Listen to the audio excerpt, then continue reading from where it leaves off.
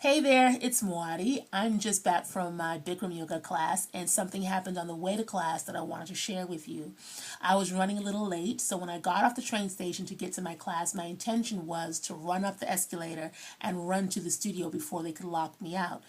Well, unfortunately, when I got to the escalator, I noticed that the left line, the line that usually moves pretty quickly, because the people on the left know that when you're on the left side of the escalator, you're supposed to walk up, and if you're not willing to walk up, you need to move to the right so those of us could walk up, right? So the left line was not moving. And so at one point, I tapped the woman who was right in front of me and I said to her, "Excuse me, I need to get by."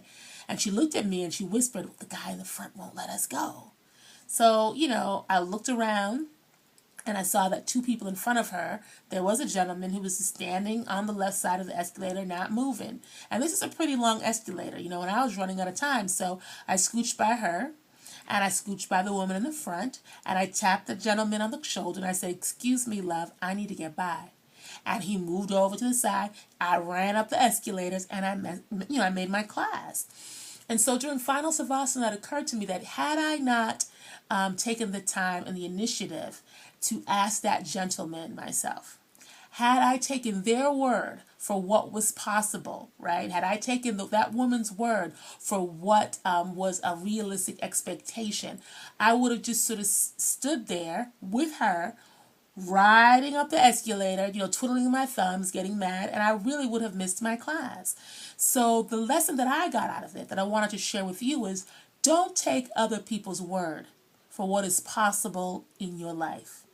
Don't take other people's word for limits that they would impose on your life simply because they're satisfied staying stuck or they're satisfied living a life with limits in their own life.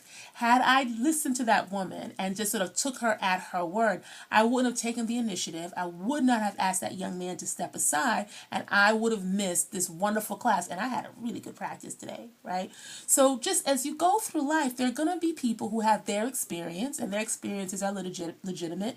There are going to be people who have their fears, they have their anxieties, they have all kinds of things that are holding them back, and that's fine for them, but that's not fine for you. So don't take no for an answer.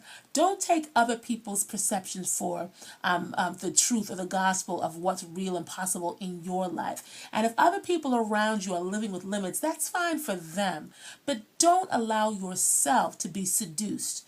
Don't allow yourself to succumb to the limits of other people. It's your life.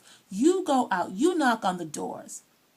You pull back the curtains. You do the investigation. You take the initiative to find out what is true, what is available, what is real for you. Because if you don't do that and you take the words of other people, you're going to miss out on something really powerful.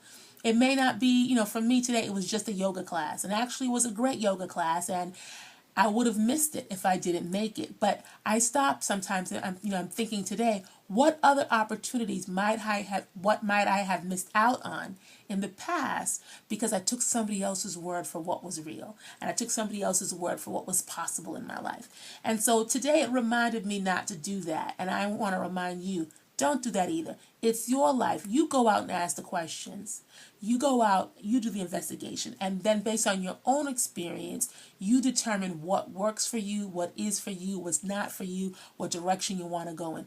Don't rely on other people to dictate what is possible for you in your life, because in the end, you will miss out.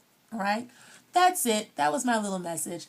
I'm going to go have a green juice now and then go to sleep. I hope you have a great night, and I'll see you soon. Bye-bye.